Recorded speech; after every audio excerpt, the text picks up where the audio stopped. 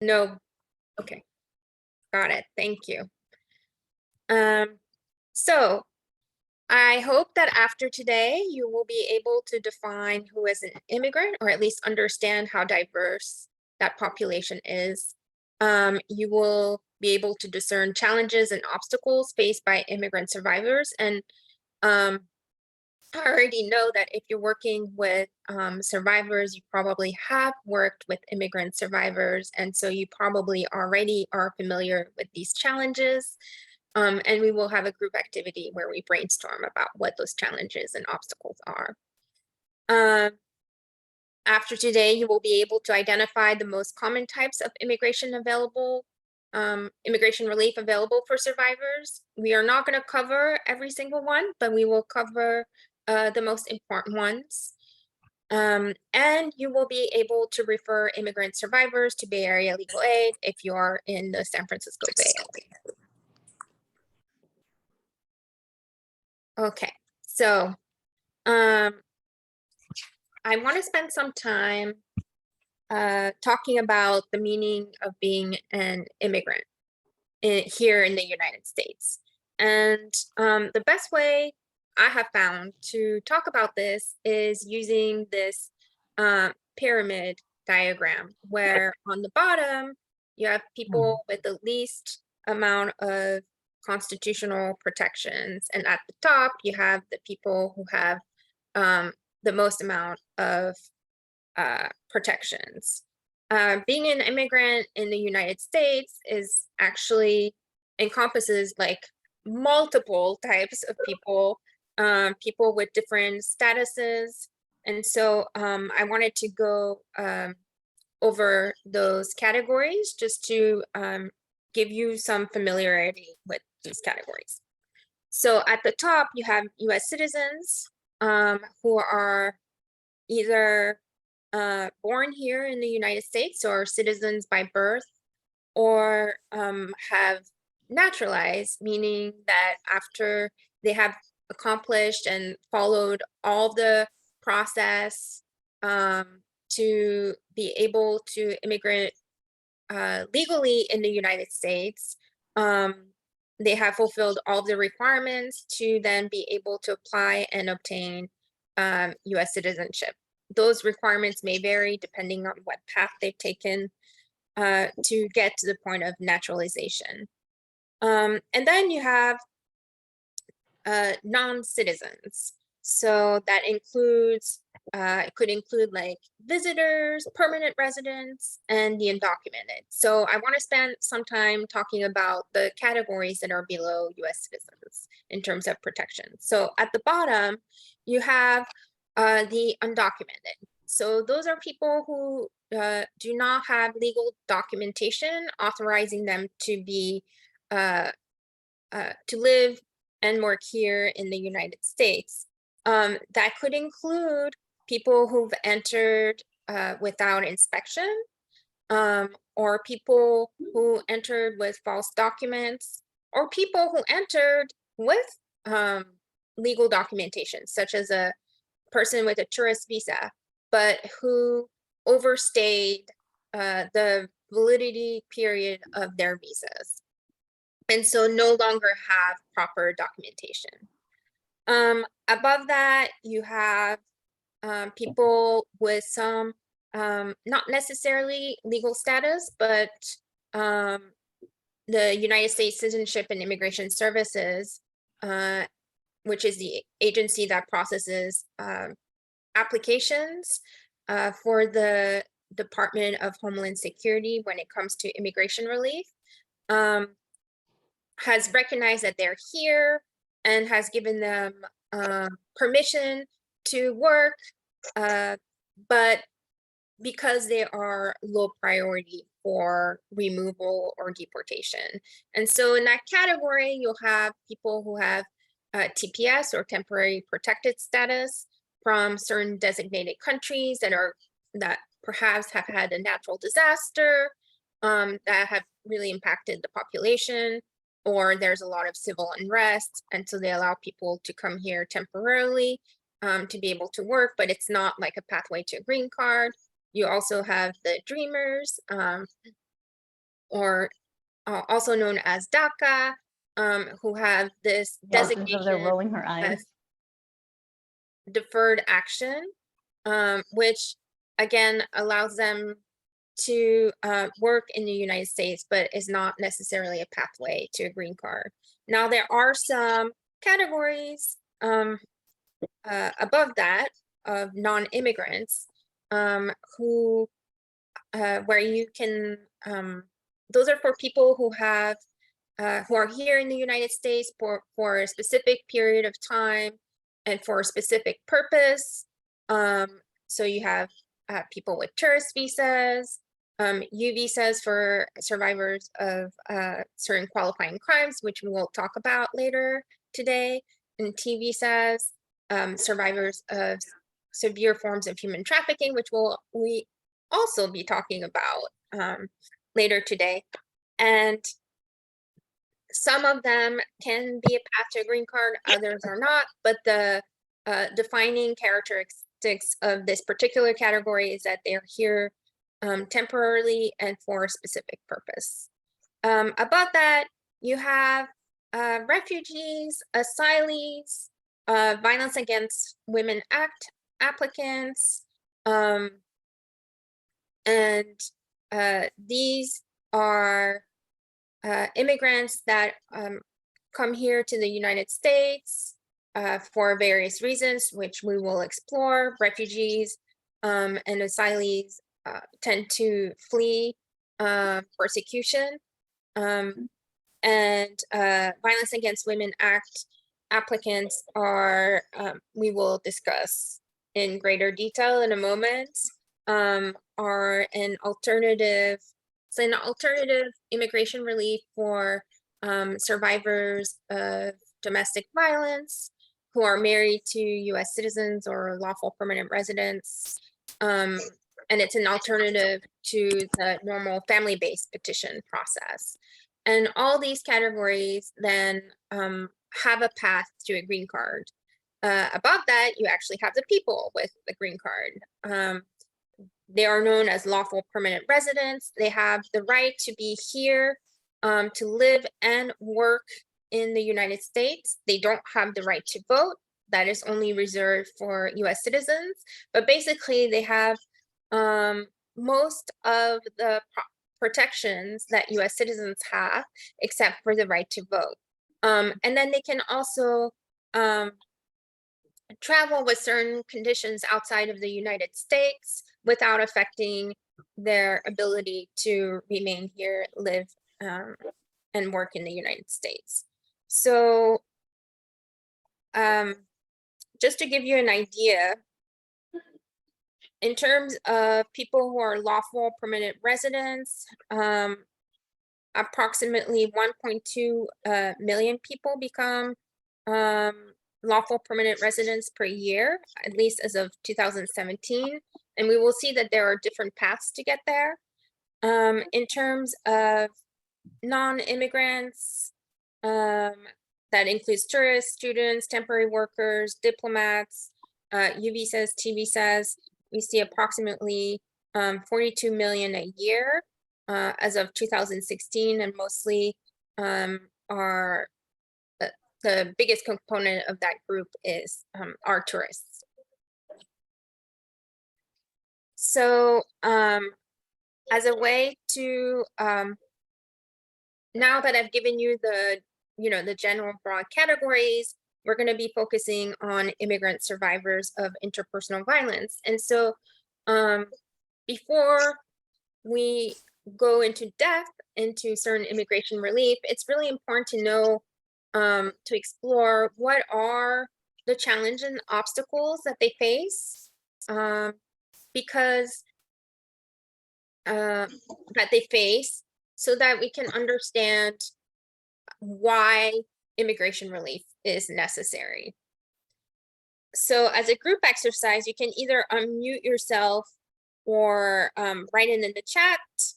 But what do you think are some barriers and obstacles that non-citizen survivors face in, like, once they're here in the United States in their everyday life? and think about like the context, the whole context of their lives. And within the relationship and also outside of the abusive relationship. Language access, yes. Fear, ability to go to the police. So the police might be unresponsive. They also might be isolated by their abusers. Let me see. I'm trying to see the chat. Yes, employment, right? They may not have work authorization. And so therefore they may be they may be you know, more prone to exploitation, isolation, cultural differences, not knowing their rights. I saw racial discrimination, and it could be also just discrimination across various identity markers and that overlap as well. Lack of access to medical care, embarrassment and judgment, of course, yeah. So they might face discrimination and biases, and also maybe embarrassed to reach out for help. Housing is a big issue here in the Bay Area. Let me see. Language barrier, yeah, fear. Okay, well, I feel like that's a good amount of responses. Thank you for those who participated. So some of the, I think you all said it very well. And what I like to approach my work with immigrant survivors, and I hope that you all do, is to think through an intersectional lens that also involves trauma-informed services and like client-centric approach, right? Clients are going to be experts in their own lives. They've lived the challenges, they've lived the abuse, and they also have dreams and know what they want. And I like to use the concept of intersectionality, which is a term that was coined by Dr. Kimberly Crenshaw in 1989.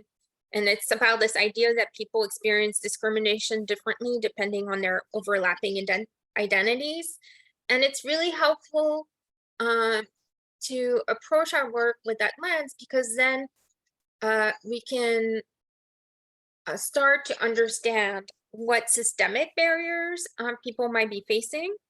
And so some of you mentioned discrimination, particularly racial discrimination, but it could also be gender discrimination. It could be discrimination. It could be ableism that they face.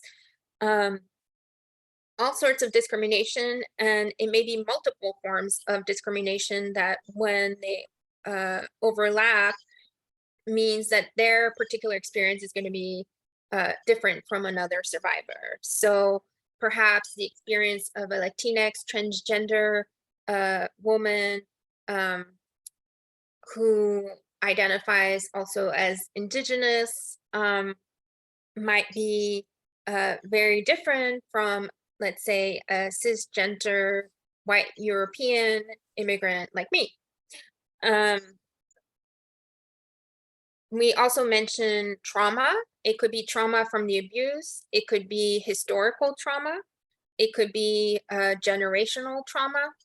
It could be the trauma and as a result of the persecution that they faced in their home country.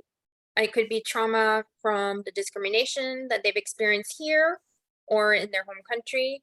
It could be trauma from the various forms of interpersonal violence that they may have suffered from. Isolation. So we talked about, I saw isolation pop up several times in the chat.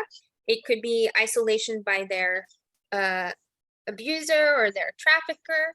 So geographical isolation, but it could also be isolation due to lack of language access, lack of cultural responsiveness from the agencies that they are trying to access. It could also be isolation due to not knowing, right, what the law is and what their rights are. And oftentimes abusers will not obviously not tell the survivors what their rights are, but will um, also purposefully lie about uh, the supposed lack of rights that they have. Um, and that can include, for example, threats of deportation, saying that the police will never believe them because they're undocumented and that they will be separated from their children. And that folds into the word fear that I heard um, from in the chat. It could be fear uh, generated by the abuser. It could be fear also from the discrimination that they face, or uh, the systemic failures, right? So, for example, uh, a person, let's say a person from who identifies as BIPOC may fear accessing law enforcement because of all of the violence and murders that we've seen by law enforcement um, against survivors. I mean, against BIPOC individuals. And so it's really important for service providers and law enforcement agencies and the community to work together to try to minimize these barriers and obstacles so that the survivors can access their services. We mentioned exploitation and employment barriers, fear of removal, and one last barrier that I will mention that has been critical in the last few years is COVID-19. As the pandemic exacerbated, domestic violence at homes and child abuse, it also made it really harder for people to access services as the service providers themselves had to deal with this um, pandemic and may have closed down, and services such as public benefits or medical care weren't as available. Okay, so moving on. So before we talk about immigration relief, I also wanted to give you just a brief overview of the immigration uh, law system. So just so you know, courts have ceded most of the power to Congress, but in reality, it is the executive branch that exerts most of the control over immigration. Particularly, you may have seen during the Trump years, lots of executive orders around immigration. They also publish regulations that help in terms of identifying the requirements for filing certain relief, or explain or govern how the immigration laws are going to be enforced. Immigration law is both administrative and civil. There are very limited due process rights. It is governed currently by the main statute, the Immigration Nationality Act, that was first enacted, I believe, in 1965, around the same time as the Civil Rights Act. And so here on this slide, you will see the executive branch. So it's part of the federal government, right? So this is the branch where the president really makes all the decisions. And I just wanted to give you this diagram or this chart or map, for lack of a better term, so that you could see how many agencies were involved with immigration. Now I'm going to go through them relatively quickly, but So under the executive branch, you will see on the left, you have DHS, which is the Department of Homeland Security, which replaced the Immigration Nationality Services, INS, post 9/11. And it combines both the agencies that process affirmative cases, affirmative applications, and the agencies that are in charge of enforcing immigration laws. So under the Department of Homeland Security, you will see USCIS, which stands for United States Citizenship and Immigration Services, where people can apply affirmatively. So they're not involved in, they can apply affirmatively to get immigration relief, provided that they meet the eligibility requirements for the type of immigration relief that they apply for. So they fill out forms, they provide additional evidence, and then they send it to USCIS, and USCIS makes a decision on whether or not they meet those eligibility requirements. Next to it, you have Immigration and Customs Enforcement, ICE, which is in charge of detaining and removing immigrants who are in violation of immigration laws. You also have Customs and Border Patrol, which does what ICE does, but within the 100 miles of the international borders. And you also have Homeland Security Investigations, HSI, which is the principal investigative arm of the U.S. Department of Homeland Security. They're responsible for investigating transnational crime and threats. And so, and particularly those criminal organizations that exploit the global infrastructure through which international trade, travel, and finance moves. So you may see them involved in operations protecting opposing human traffickers.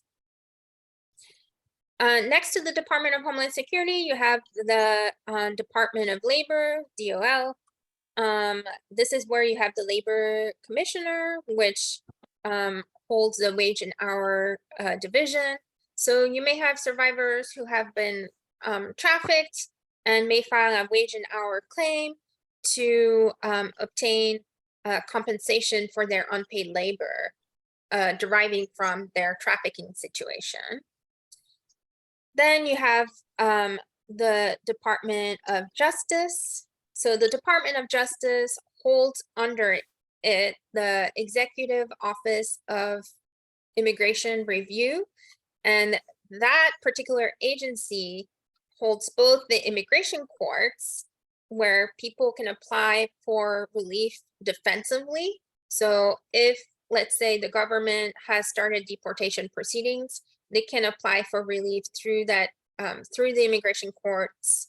They may also be able to apply for relief with the United States Citizenship and Immigration Services as a defense to their removal proceedings. But this is where you have, this is where the removal proceedings happen. Removal is a fancy term for deportation currently. Melody, it is 10:30. Okay, thank you. So what's really interesting about the Executive Office of Immigration Review is that you will see, the prosecutors, the ones filing charges, actually belong to ICE, and the judges belong to the Department of Justice. And so you can see that both of these belong under the executive branch, and therefore, the odds are already skewed when you have both the judge and the prosecutor who fall under the same branch of government. You also have the Board of Immigration Appeals, which reviews any appeals from decisions made by the immigration court. In addition to the Department of Justice, you have the Department of Health and Human Services, which also houses the Office of Refugee Resettlement. So this particular agency deals with refugees, but also with unaccompanied minors so you may encounter them in those situations. Then you also have the Department of State, which governs consulates and embassies overseas. And so the consulates and embassies are where people abroad may apply for visas to come to the United States. And so they're the ones who adjudicate these requests abroad. So you can see that there are many agencies that deal with immigration. Today, we're going to focus mostly on the United States and Citizenship Immigration Services. So now we're going to be ready to jump into exploring the immigration relief for survivors of intimate partner violence. So today we're going to focus on Violence Against Women Act self-petitions, I-751 waivers for conditional permanent residents, so 2-year green card holders who need to remove their conditions to get their 10-year green card. We're also going to look at a specific type of work permit for certain non-immigrants known as the I-765V. More on that later. We're going to look at the U visa and the T visa. Just so you know, there are other types of relief that exist. So you may have heard of the special immigrant juvenile status for unaccompanied or abused, neglected, or abandoned youth who are under 21 years of age, where you need to get first a predicate order with certain findings from a state court, and then apply for the immigration relief. You may have heard of asylum, which is people who have faced persecution or fear persecution in their home country, who have come to the United States and now are applying for to be able to stay in the United States to be protected from such persecution. You also have the Violence Against Women Act, cancellation of removal for non-citizen survivors who are married to abusive U.S. citizens and lawful permanent residents, but who are in deportation proceedings. You know, the circumstances of survivors change all the time, and so we always recommend an annual screening by an immigration attorney. I have had clients who were not eligible for immigration relief when they first contacted Bay Legal, but after they got a restraining order and their abuser violated the restraining order and they made a police report, they suddenly became eligible for a U visa. So if you're working with non-citizen survivors, I encourage you to make sure that they get screened annually by an immigration attorney. There are a few key concepts that I want you all to know. So, and we've already talked about, you know, filing affirmatively versus defensively. This is, of course, these remedies, of course, exist within a broader context of other immigration relief, you know, including employment-based applications and family-based petitions, etc. So survivors may have a path to a green card that doesn't necessarily rely on immigration relief that is specific to survivors. All of these reliefs have differences amongst each other. They differ in their eligibility requirements, who else can be included as derivative beneficiaries in addition to the principal applicant, whether or not they are a path to a green card,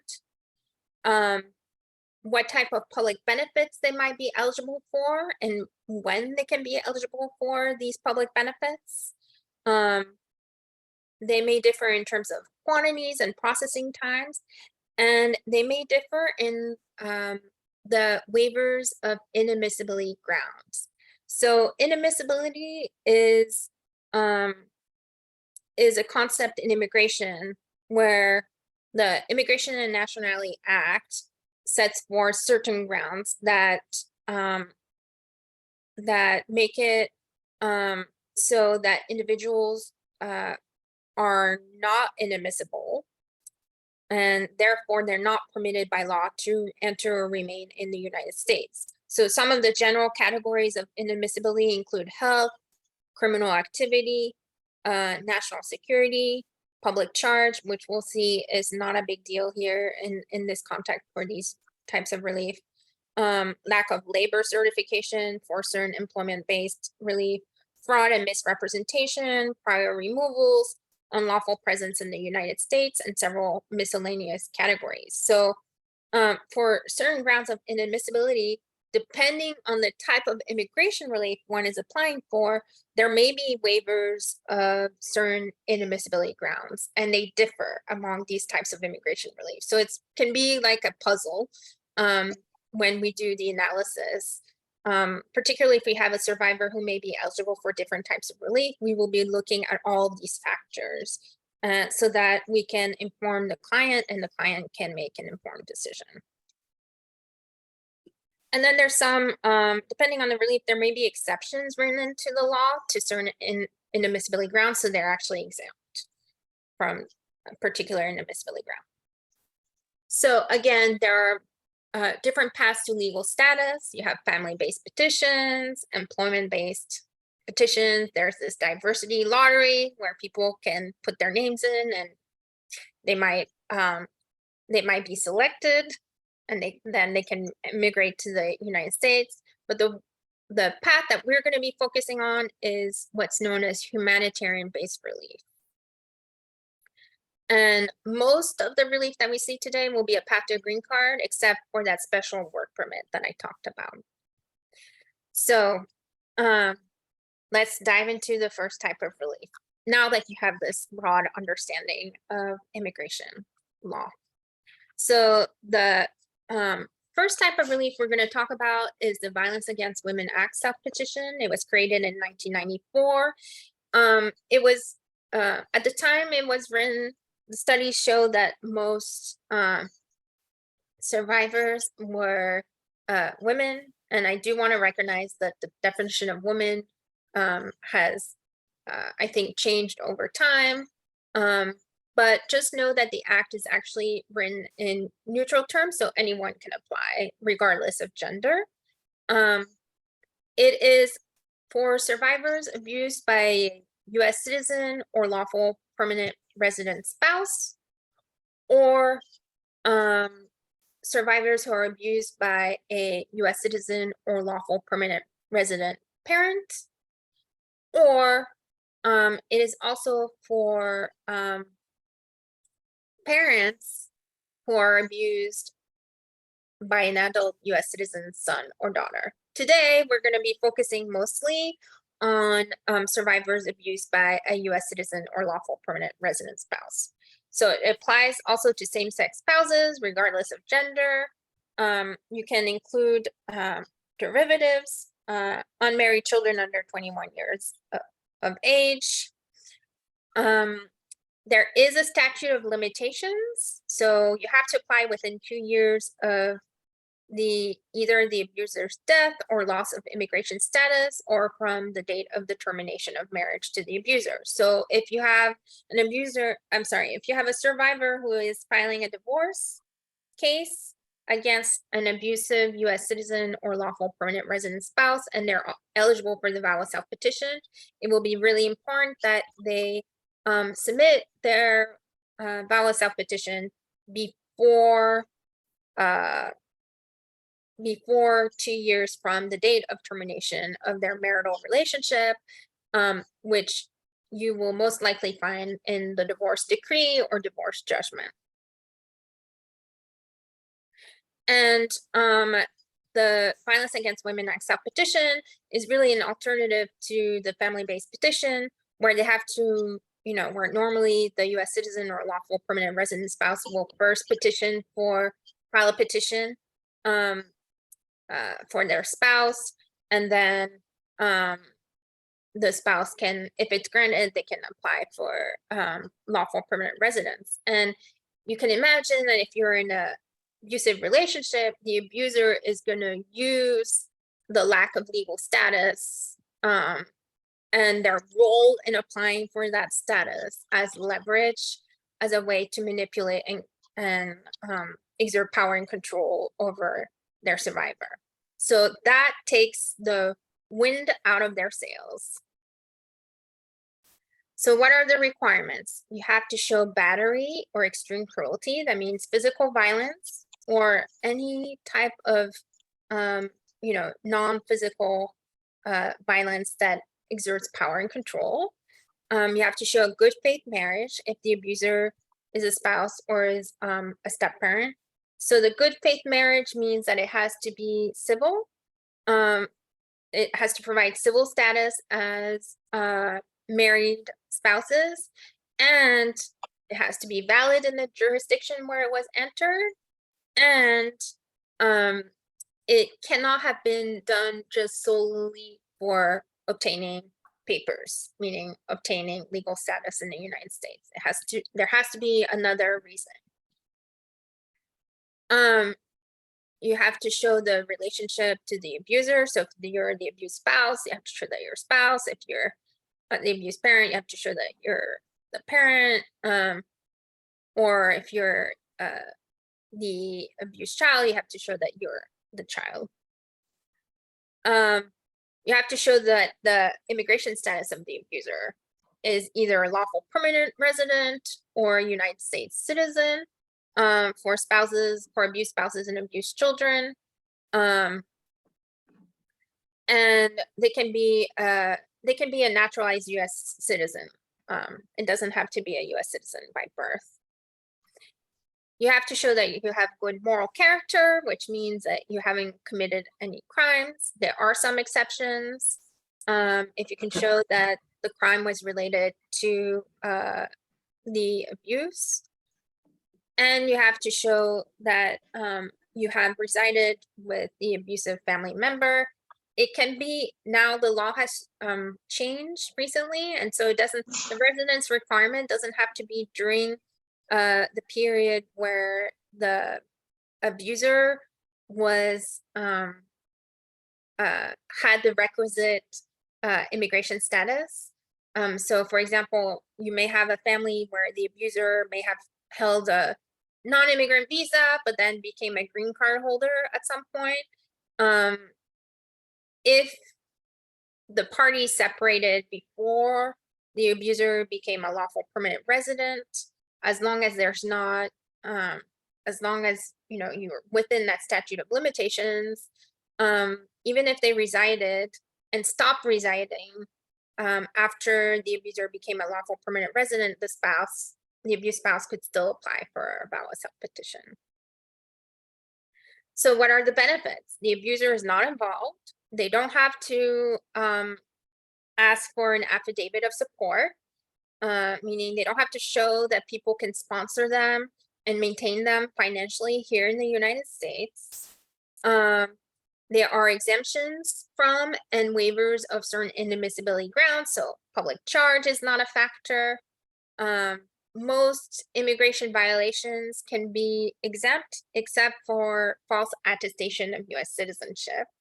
You can get a work permit, you can get a social security number or card, and you can be eligible for federal and state public benefits without being considered a public charge as soon as you receive during the application process a special notice that is called the notice of prima facie, which is really USCIS saying, hey, at first glance, we think you meet all the eligibility requirements. We're still processing your application, but in the meantime, you use this piece of paper to be able to apply for benefits.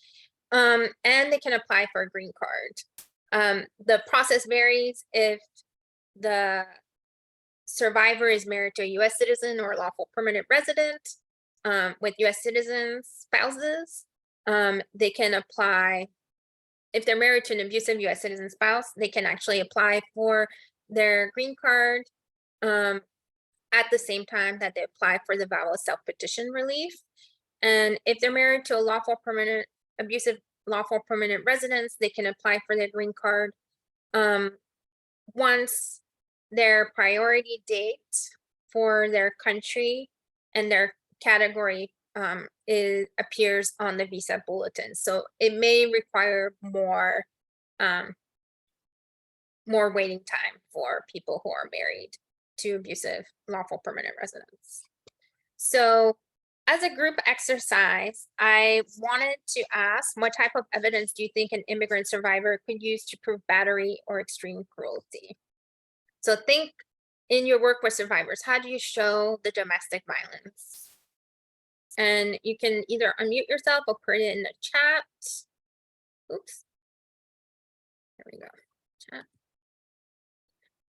Domestic violence restraining order, a police report, photos of injuries, photos of property damage, hospital records, right, of injuries. Yes, declarations from witnesses.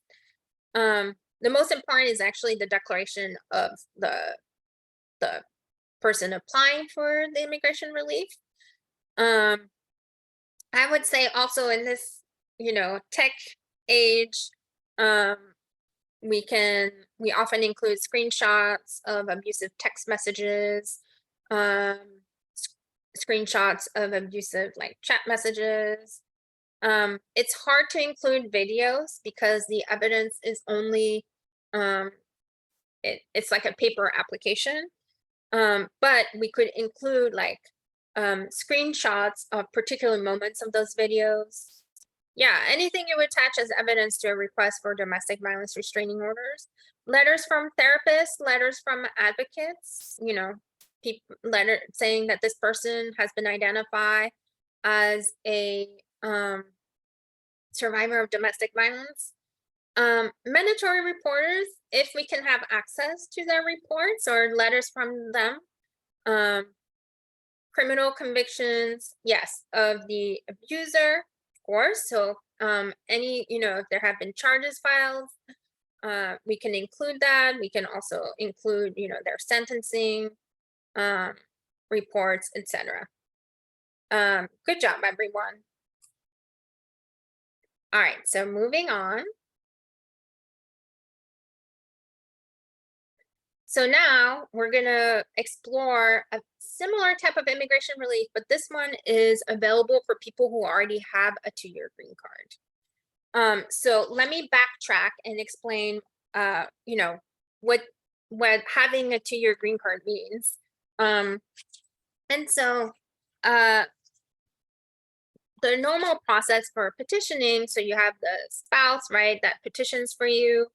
But if your marriage, and so this is for people who are applying for lawful permanent residence, but if your marriage to the US citizen or lawful permanent residence was less than 2 years in duration at the time of your interview with the United States and Citizenship Immigration Services, there's going to be a 2-step process. So which was created in 1986 as part of combating supposed marriage fraud, immigration marriage fraud. People were, Congress thought that people were marrying just for papers and really didn't want to encourage that. The science and research on that is debatable, but regardless, this is what happened. So in 1986, you have these immigration marriage fraud amendments, which requires a 2-step process.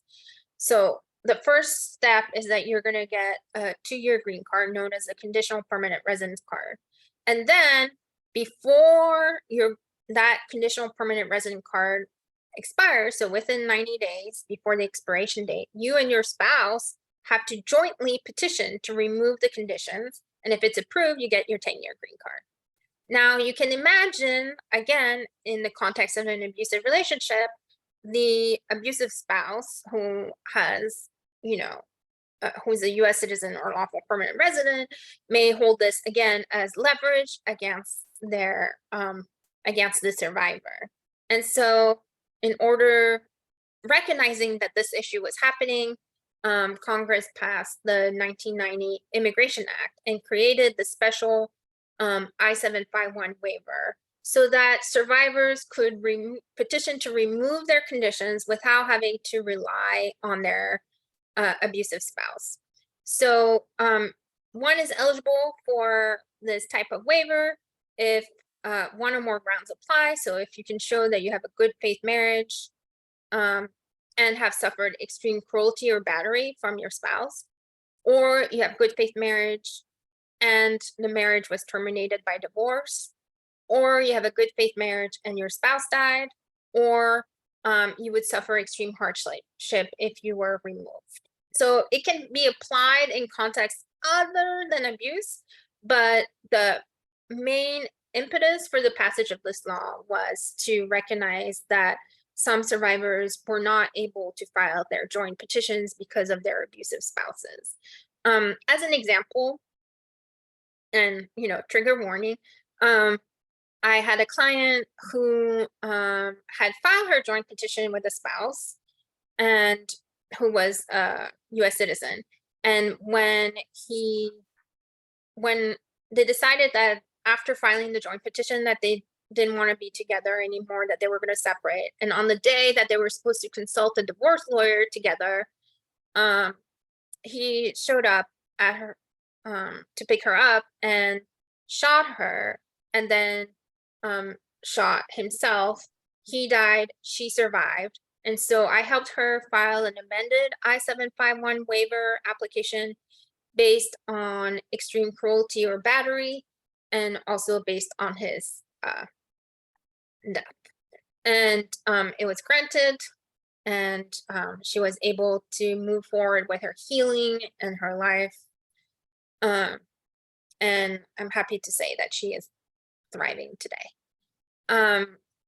Survivors also are not obligated to file, within the 90-day period. They can get a waiver of that particular requirement if they can show it's related and connected to the abuse. And then the main benefit is that they get their 10-year green card. And then finally, the last remedy under the Violence Against Women Act that we're going to talk about is the special work permit. This was added as part of the reauthorization of VAWA in 2005. It was for certain abused spouses of certain abusive types of non-immigrant visa holders, particularly, so specifically for abusers who held a E3G or H visas, so think H1B, right? Because they recognize that VAWA was not helping, all types of abused spouses until then. And so what they have to show is that they were married to a qualifying non-immigrant spouse, so one who held an A, E3G, or H non-immigrant visa, and the spouse either died within the 2 years prior to the filing, or they lost their visa due to an incident of abuse, or their marriage was terminated within the prior 2 years. And there was a connection between the termination and the battery or extreme cruelty. The end result is that you can get a 2-year work permit. It's renewable, provided that the eligibility requirements still exist at the time of renewal, but it's not a path to a green card. It is really just a special type of work permit. However, it can be really useful when used in combination with another immigration relief, such as the U visa, as we will explore in a moment. And now we can focus on the U visa. Can I have just a time check? Yes, it is 10:56. Okay, great. So I have 2 more remedies to talk about, and then briefly show you how to refer to Baylegal. And hopefully we can maybe work on a hypothetical if we have time, but also answer questions that may have popped up. So The U visa, it was created in 2000 as part of the Victims of Trafficking and Violence Protection Act. And it was created with the purpose of encouraging particularly undocumented immigrants, although, it could also be for immigrants who, um, don't hold a green card. I've had clients who held like DACA or temporary protected status who were also eligible for this type of visa because this visa is a path to a green card.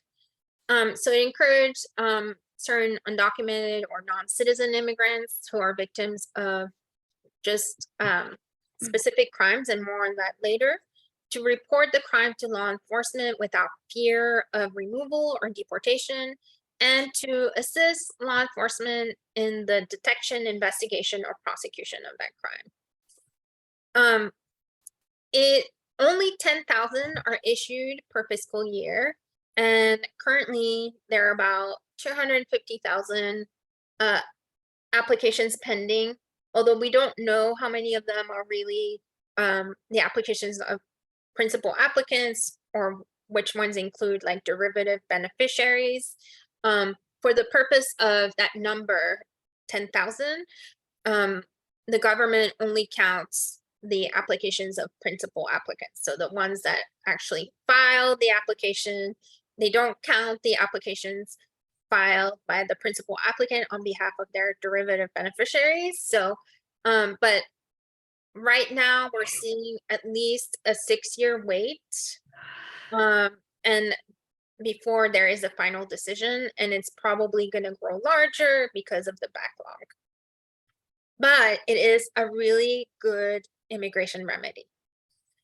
So what are the elements? You have to be a victim of a qualifying crime. You have to show that you suffered substantial physical or mental abuse as a result. You have to show that you possess information about the crime. You have to show that you have been or being or likely to be helpful in the investigation or prosecution of the crime. And the way you do that is by getting a specific form, Form I-918 Supplement B certification, signed by the law enforcement agency that detected, investigated, and or prosecuted the crime. And you have to either show that you are admissible or eligible for a waiver of inadmissibility. And the beauty of the U visa is that it has a really broad waiver of inadmissibility. Basically, you can ask for a waiver of all inadmissibility grounds, except for torture, genocide, extrajudicial killings, and Nazi persecution. Now, it's still a discretionary application. So oftentimes, USCIS will look at if the survivor has a criminal background or has an extensive history of immigration violations, and then weigh the positive versus the negative factors in their decision to see if they warrant a favorable exercise of discretion in granting the waiver of inadmissibility. But this is the immigration relief amongst all of the types of immigration relief we're exploring today that has the biggest or broadest waiver of inadmissibility. So it's really good. A little bit on what it means to be a victim in terms of the U visa. So victim can include direct victims, so the persons who are directly and proximately harmed by the qualifying criminal activity. There is also a special type of direct victim called the bystander victim. It is rarely granted, but a person may qualify if they suffered unusually severe harm as a result of having witnessed the criminal activity. The example that USCIS gives is, and trigger warning, a woman witnesses the murder of her colleague and suffers a miscarriage as a result. In my own case examples, I was able to prove that the adult daughter of a survivor of domestic violence should be considered a bystander victim in her own U visa application when she witnessed her mom being chased by the mom's boyfriend, who was not her father, with a knife, and the mom sought refuge in her apartment, and they shut the door, and he was like banging on the door and threatening them.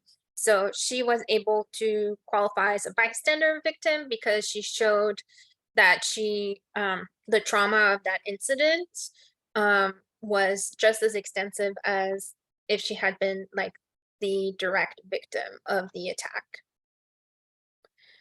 And then there are also certain times when you can include indirect victims. So certain family members can apply for U visas when the primary victim died due to murder or manslaughter, or was rendered incompetent or incapacitated, and therefore cannot help the authorities with the criminal investigation.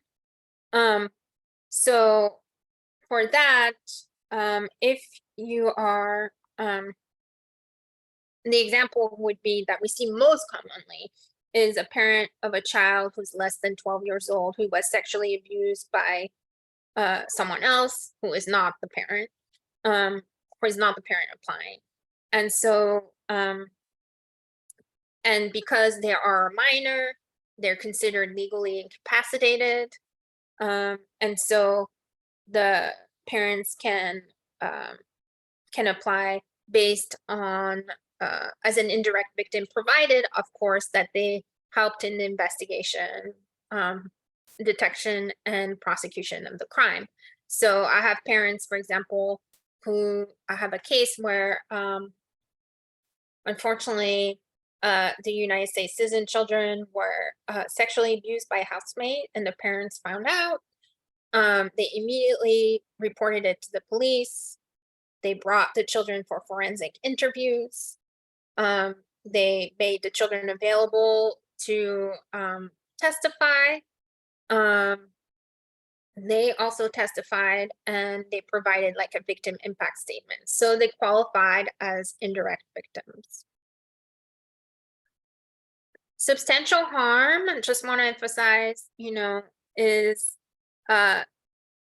certain factors that USCIS will look at include like the nature of the injury suffered, the severity of the abuser's conduct, the severity of the harm suffered, the duration that the applicant suffered the harm, the extent to which there's permanent or serious harm to their appearance, health, physical or mental health, and or if it worsened a pre-existing condition.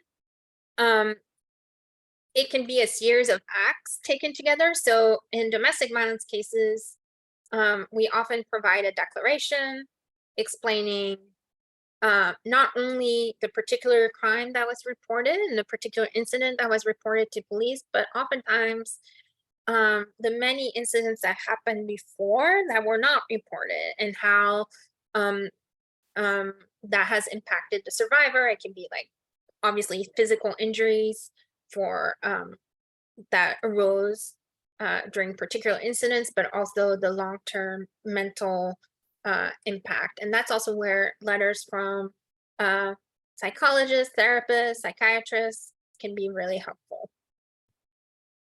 So what are the qualifying crimes that make people eligible for U visa? So it's not all crimes, but I have here listed the list of crimes as they appear on the certification of cooperation. So you can see like kidnapping and abduction and taking hostage, false imprisonment types of crimes. You can see sexual assault, sexual abuse, sexual exploitation types of crimes.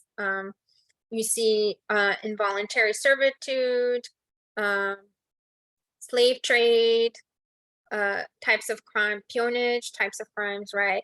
You see kind of obstruction of justice type of crimes. So that can include like witness tampering, obstruction of justice, blackmail, etc. You can see trafficking types of crimes, like fraud in foreign labor contracting, trafficking itself, which relates back to the slave trade types of crimes. you see murder and manslaughter, and just remember, that that category of indirect victims and also bystander victims that can qualify based on murder or manslaughter.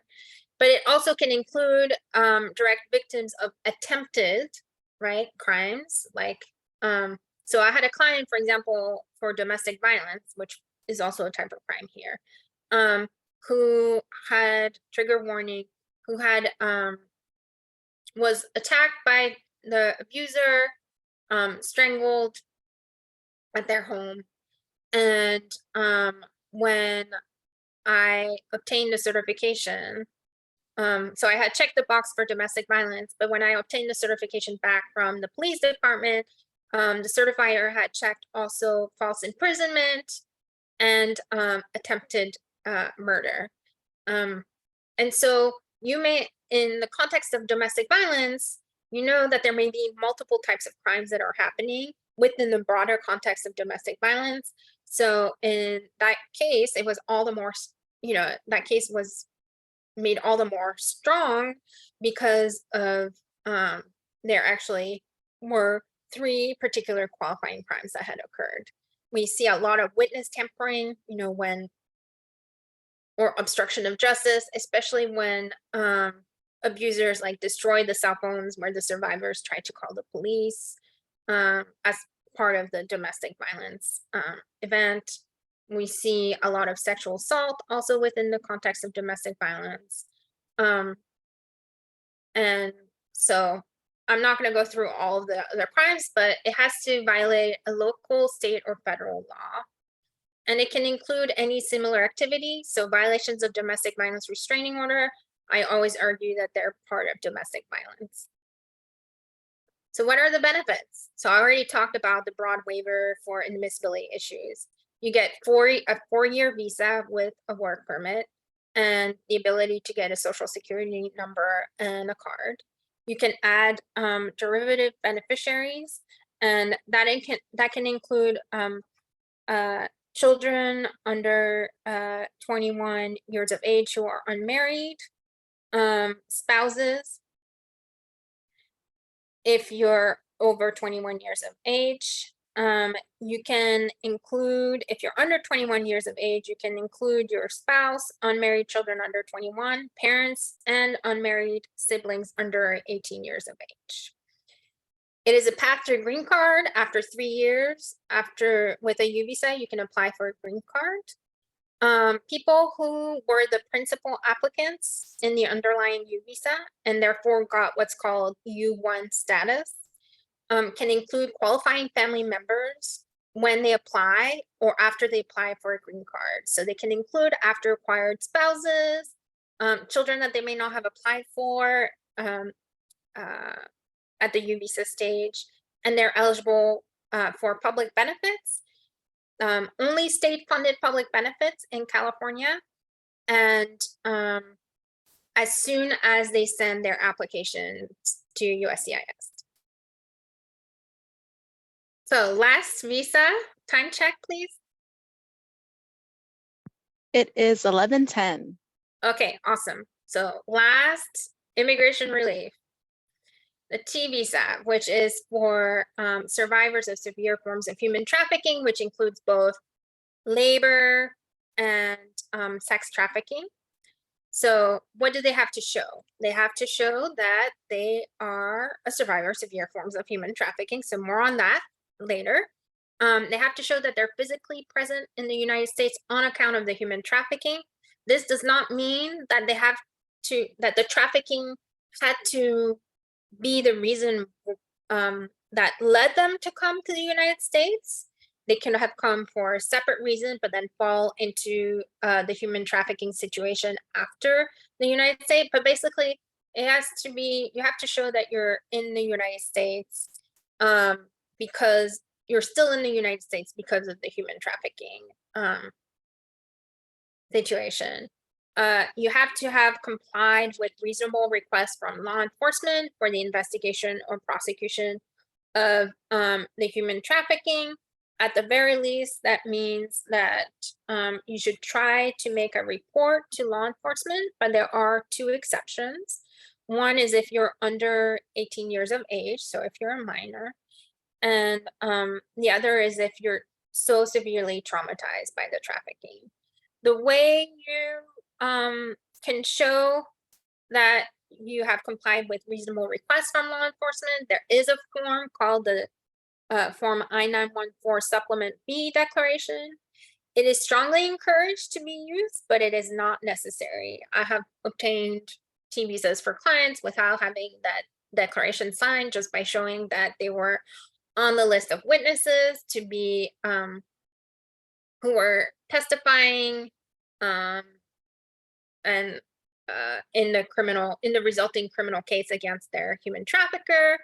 And I've also shown like exchanges of emails with law enforcement agencies. They have to show that they will suffer extreme hardship, including severe and unusual harm upon removal. So that could include like fear of retaliation, possible retaliation if they by the traffickers. It can include country conditions, crime. It can include not having access to the services that they need as survivors of human trafficking. It could also include not being able to participate fully and completely in being able to exert their rights if they here in the United States, if they are sent back to their home country. So that can include like wage and hour claims. It can include participation in criminal case. It can include participation in civil cases against their human traffickers, or the enforcement of orders they may have against their traffickers. So for example, in the context of domestic violence cases that also had a component of human trafficking, if you get a domestic violence restraining order, you would not be able to enforce that domestic violence restraining order if you're sent back to your home country. They have to show that they're admissible or eligible for a waiver of admissibility.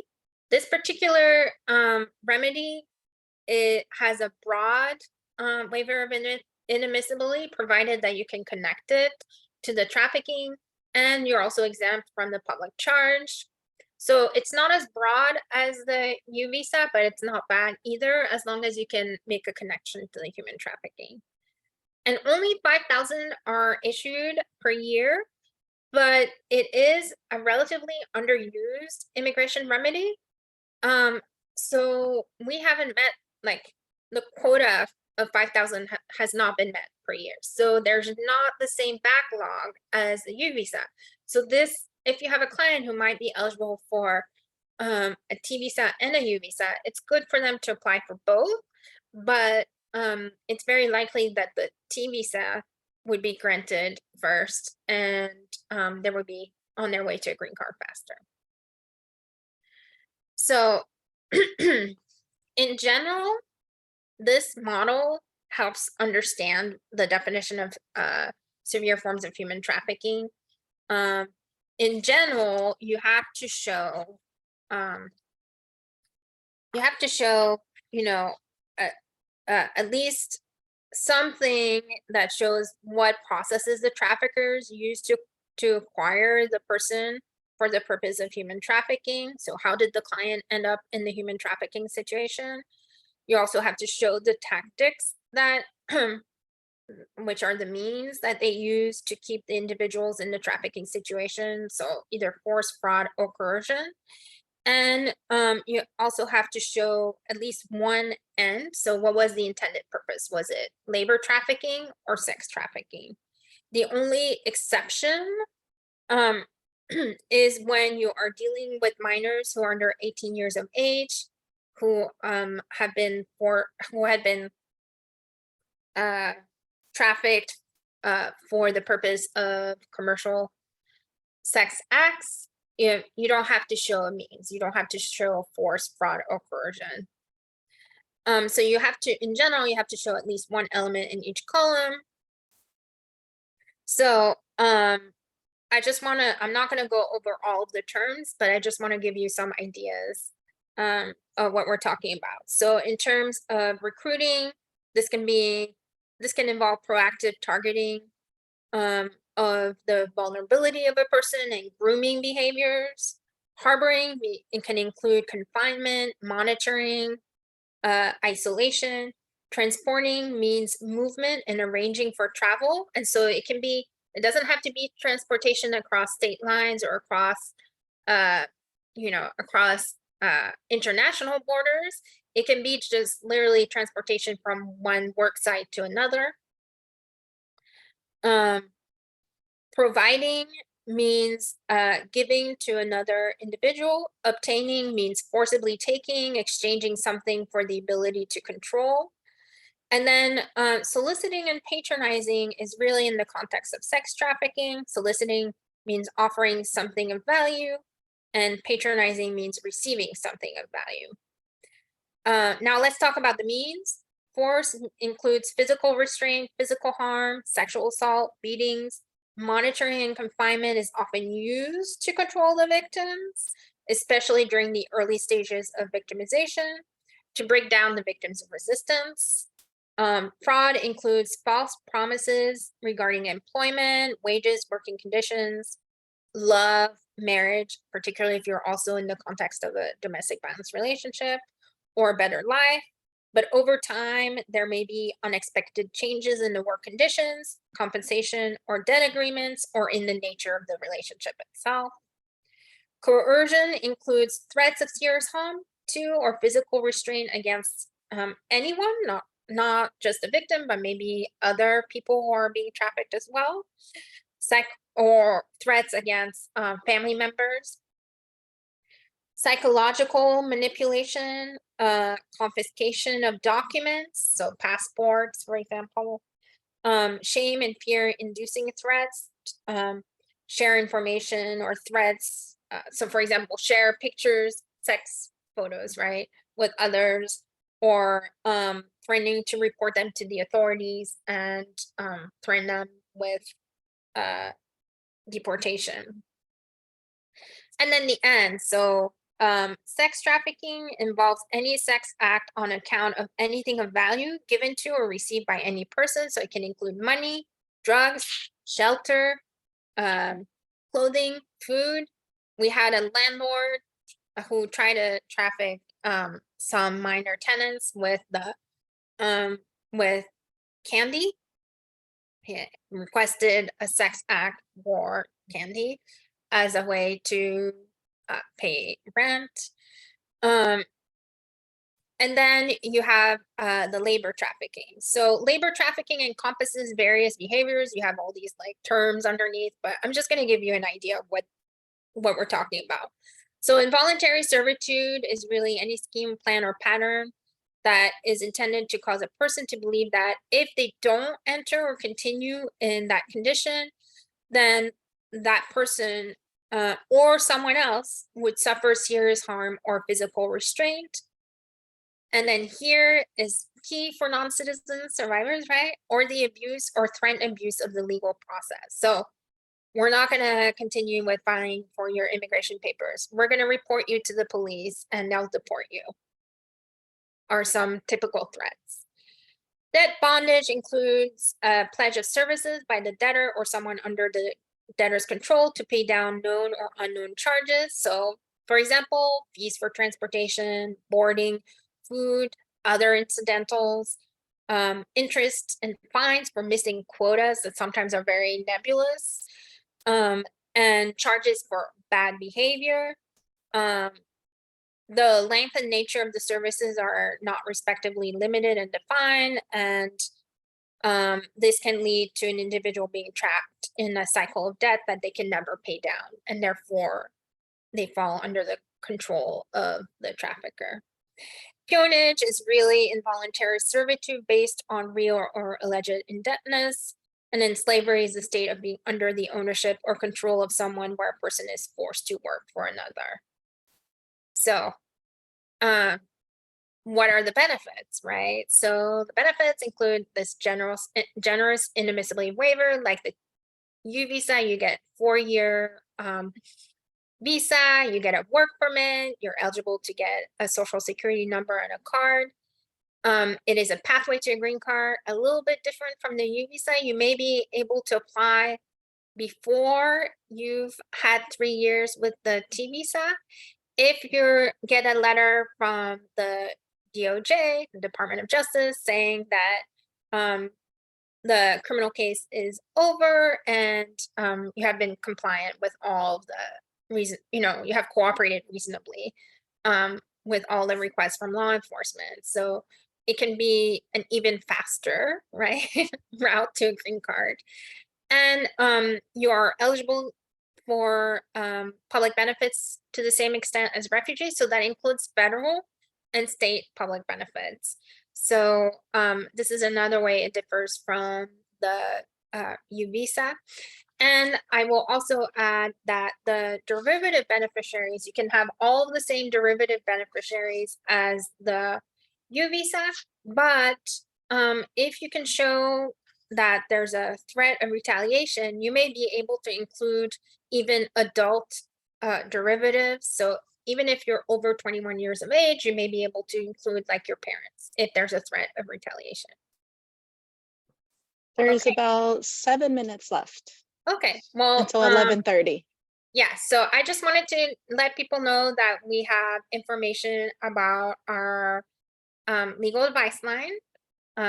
This is how to refer people to Bay Area Legal Aid. We serve 7 of the 9 Bay Area counties, so all Bay Area counties, except I believe for Sonoma and Santa Cruz. I don't know. We serve Napa, Alameda, Marin, Contra Costa, San Francisco, San Mateo. I'm missing one. Did I say Alameda? I can't remember. But You anyway, did say Alameda. It's okay. okay. I'm usually really good, but So we have our legal advice line. We do have income and asset restrictions because we serve low income families. We also have a health consumer center. People have health access related questions. And the beauty about that is that there are no income and asset restrictions. Referrals to Bay Area Legal Aid can be made through the Family Justice Center. And we also, in Contra Costa County, we also have domestic violence restraining order clinic appointments that can be made through STAND, and the FJC also, I know we're cooperating collaboratively, at least on one restraining order clinic. So, and then, if you were tired of me talking in abbreviations, I have included a slide that spells out all of the abbreviations for you when you reference these slides again. And then this is my contact information. And then just as a poll question in the chat, what's one thing you've learned today? Hopefully you learned something. I'm sure we learned a lot. I definitely learned a lot, so thank you. But go in the chat and let us know what's one thing you learned today.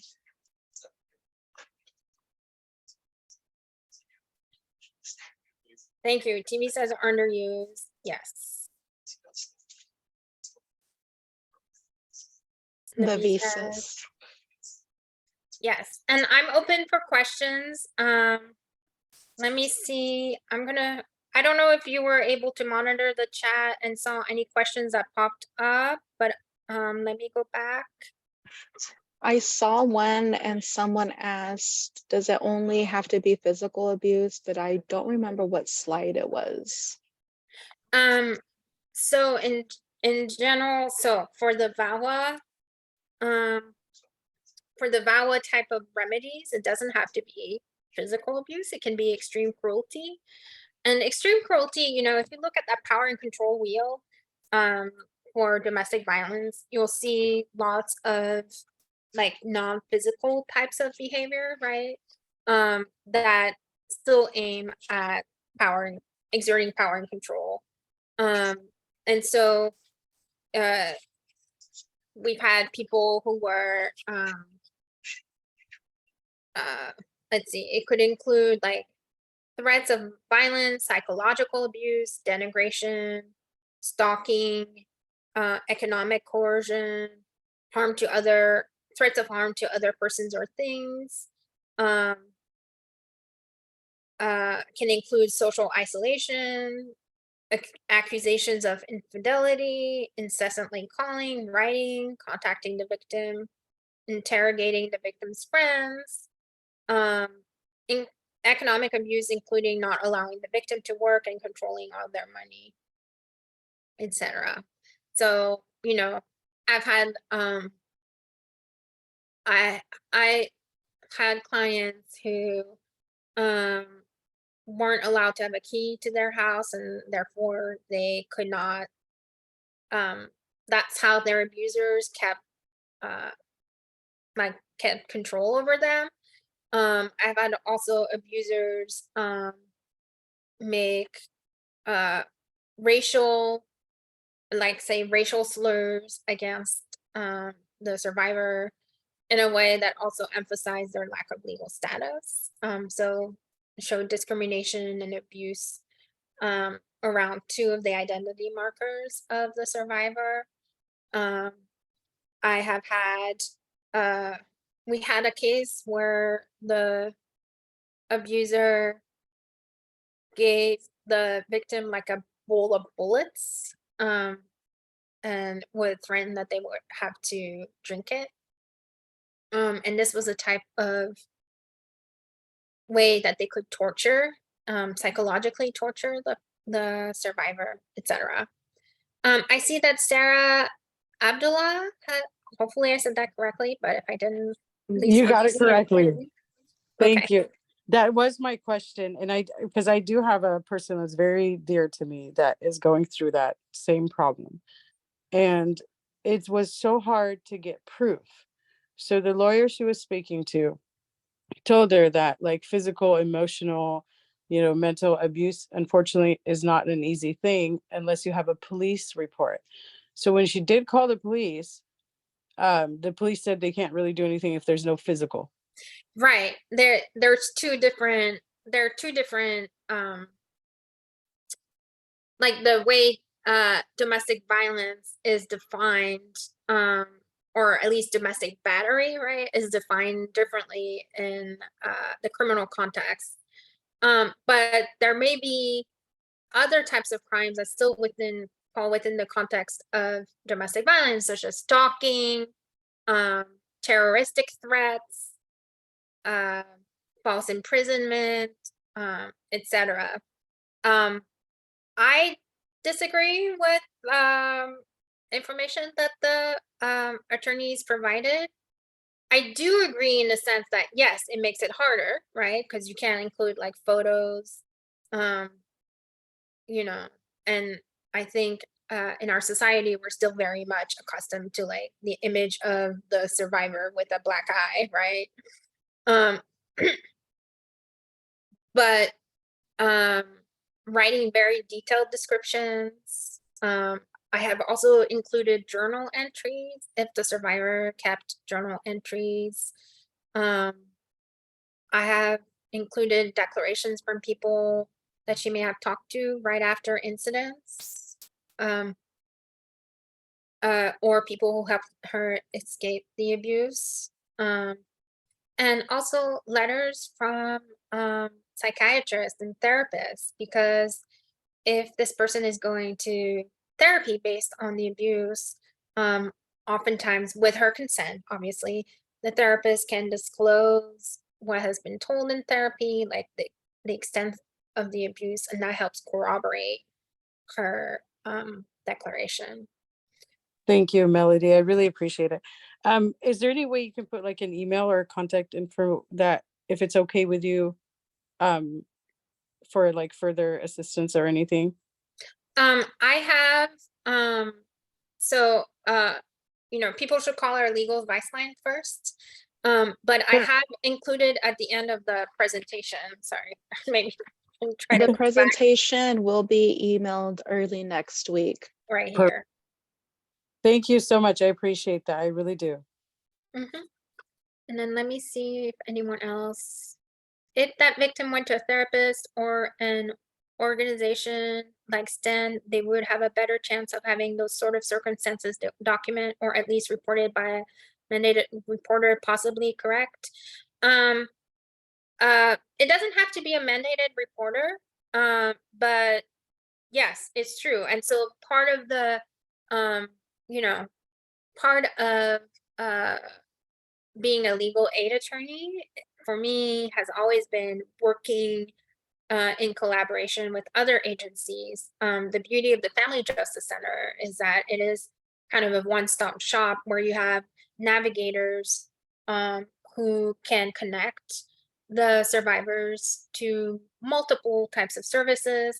I usually have my clients sign a release with all the agencies, but also with the Family Justice Center, because I may at the initial appointment, if they haven't been connected to the services, also um, help facilitate the navigating um, with the navigators at the Family Justice Center so that we're all on the same page and we don't play like the role, the game of telephone.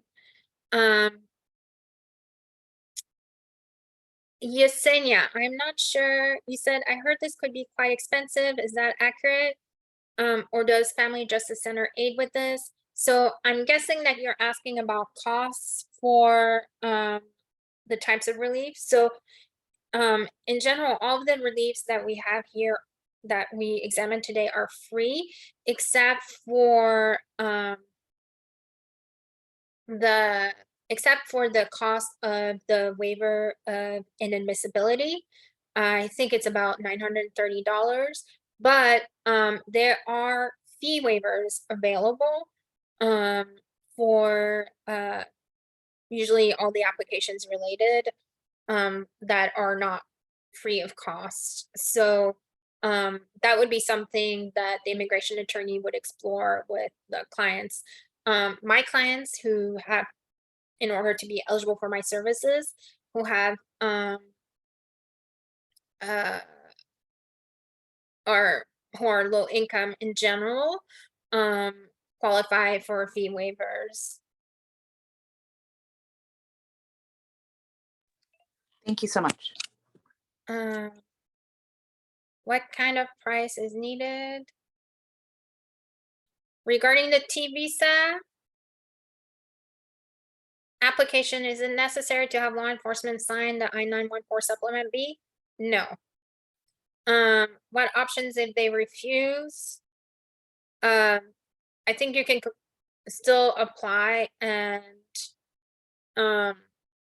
obviously if their refusal is based on the victim not cooperating, then I think that would have to be looked at with the immigration attorney. But you could try to also make the also just showing that you've attempted to report the crime to law enforcement may be sufficient. Or if if they refuse based on lack of cooperation, if you can get the victim like to a therapist and show that they were so severely traumatized, then you might be able to get around that particular requirement. Does a court document from Child Protective Services qualify to apply for a U visa? For the U visa, really the main requirement in order to be eligible is first to get that certification from a law enforcement agency. If in certain counties, Child Protective Services, if there has been a report and if the survivor has cooperated, they may sign on, but it's really rare. In Contra Costa, I have met with Child Protective Services and was not able to convince them. They really preferred people to go to law enforcement agencies. But you can also have in certain counties like San Francisco County, you can also have family law judges sign if there is a domestic violence restraining order after hearing. So the situation will vary case by case. And if you have a court document from Child Protective Services, and then that, you know, supports that the survivor was a survivor of domestic violence, that might help explain the context of the domestic violence. But I would also caution around including anything where they may be, you know, uh, accused of alleged neglect, um, as that would reflect badly on them. Okay, well, thank you for all your responses, Melody, and thank you for being with us. I think that's enough questions. Um, and as I mentioned, presentation and recording will be sent out to everyone who attended early next week. Thank you, Melody, once again for being here with us on this Friday, first Friday of March. Yeah. And I hope everyone has a good weekend. Yes, thank you so much. Bye, everyone. Bye. Thank you all. You have a great day. Thank you.